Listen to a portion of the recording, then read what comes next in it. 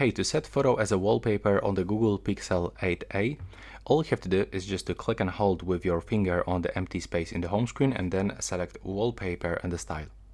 Now you have to click on the more wallpapers and now select my photos.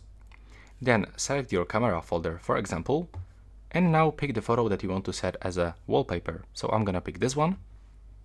Now just wait for this loading screen. And as you can see now, if you try to resize this photo, unfortunately it's not, we are not able to do this. We can only zoom in closer, but you cannot actually zoom out. So if you want to set it like this, for example, you can just click to set as a wallpaper in the right bottom corner, in the right upper corner, and set, for example, for the home screen. Now you have to just wait for this applying process, and after a few moments it will be finished. There we go, and as you can see, here we can find our wallpaper. So that's all for this video. Right now, please subscribe to my channel.